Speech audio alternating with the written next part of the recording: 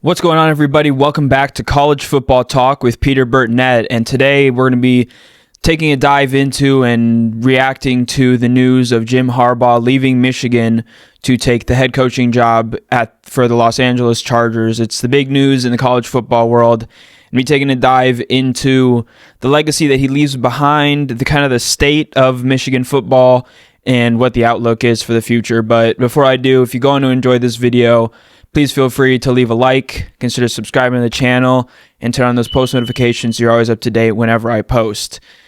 But again, the big news, Michigan Wolverines head coach Jim Harbaugh will be the next head coach for the Los Angeles Chargers. It was announced Wednesday evening. And so it's the biggest news of the day and probably will be for the next week or so in college football. It was one that was, I would say, expected. It was just kind of a question, probably more so of which NFL team Harbaugh would go to. And from what Colin Cowherd was saying on his show, The Herd, really over the last couple of weeks, maybe even since the national championship, was that LA would probably be the best fit. And I think that's true. You know, they've got an exceptional quarterback in Justin Herbert that just has maybe not had the best coaches to get him to his full potential, and maybe Harbaugh's the guy who can help him get some wins, because Herbert's definitely produced statistically, but I think now the challenge will be getting him to where he can win the big football games, get this team into the playoffs year after year, and potentially make a run at winning a Super Bowl. So it's a great fit for the Chargers, and I think this is a team definitely to watch. I mean, they have the tough task of being in the same division as the Kansas City Chiefs, but again, that's probably a topic for another time, what the outlook is for the Chargers. This is college football talk after all. So just want to take a look at what Jim Harbaugh leaves behind at Michigan. And first and foremost, he is truly a Michigan man. He played quarterback for the Wolverines and then came back to coach his alma mater. And at first, it was rough going. I think he lost his first 5 matchups against Ohio State, first 5 meetings against the Buckeyes, and you know times were looking tough at Michigan, and you know losses that ended up seemed to get bigger and bigger year after year. I mean, there were some really big losses to Ohio State in 2018 and 2019, and then the 2020 season rolls around, and it was a challenge for every single team, but the Michigan Wolverines were really in a tough place. And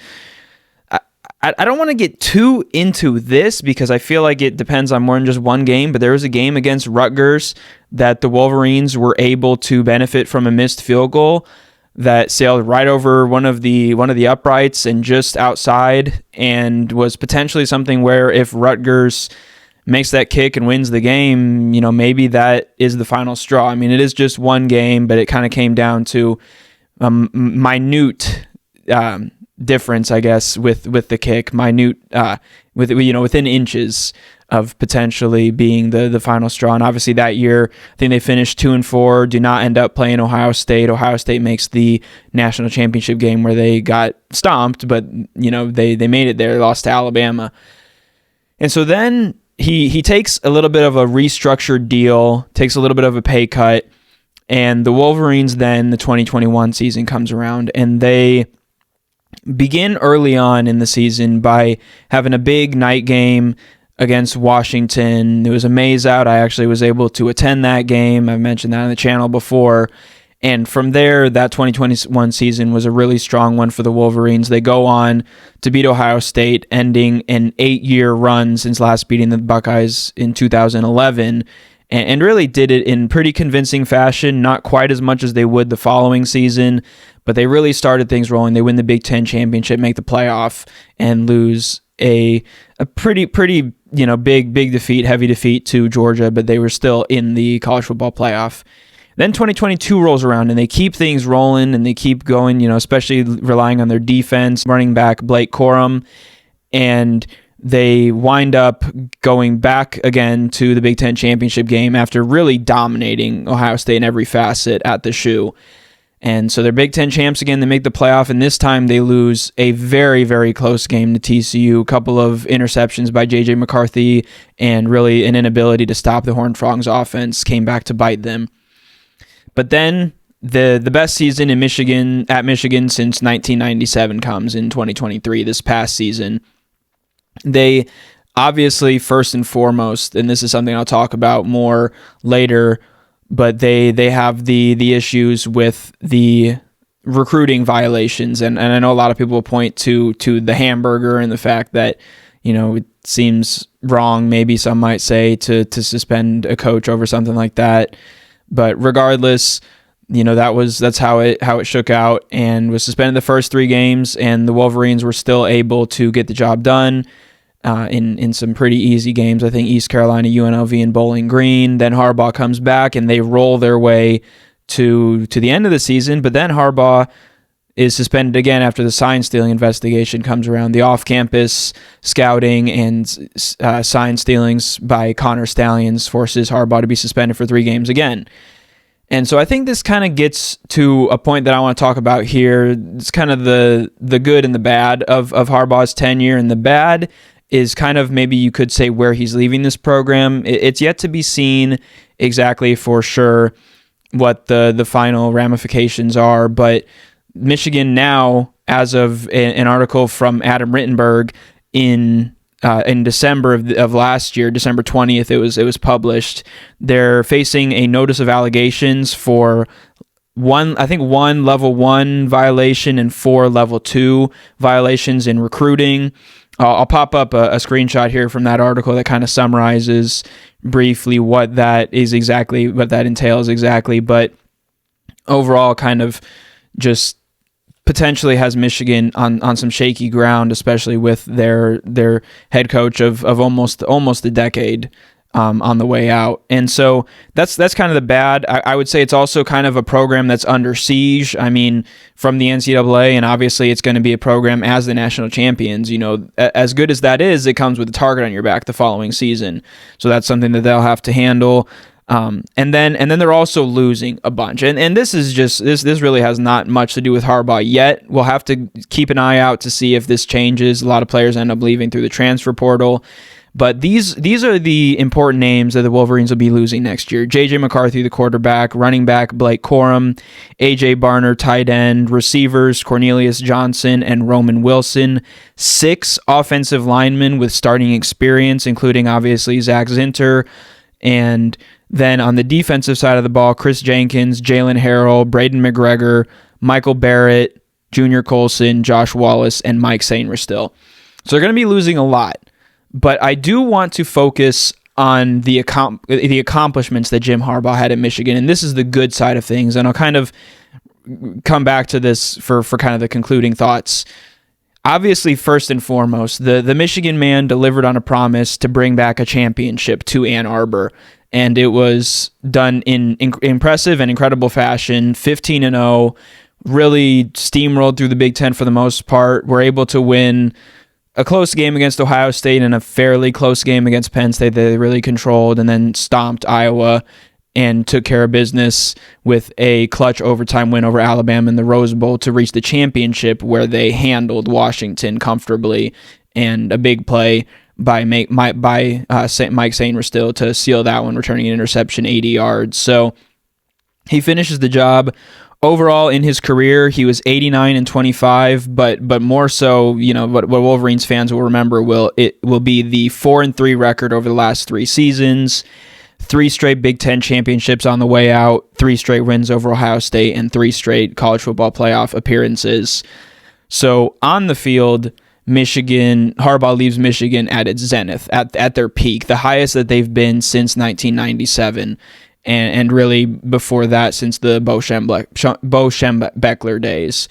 So he leaves them there on the field, but I think there's a lot off the field that could cause some issues for the Wolverines. And I think this whole thing, to me, is reminiscent of Pete Carroll's, the end of his tenure at USC, where they were facing a lot of sanctions and violations and all of those things, wound up having a bunch of scholarships taken away. I don't expect Michigan's penalties to be as harsh as what the Trojans were dealt back in the kind of the late 2000s. And that was also something that had kind of been, bubbling for a while ever since Reggie Bush in the mid 2000s. But, when Pete Carroll was at USC, The Trojans were a top 4 team in the final poll from 2002 to 2008, and I believe he was there from 2001 to 2009. So all but his first and last season, the Trojans ended the season in the top 4, and obviously they had the 2004 national championship vacated, but they did win that on the field. They earned it on the field.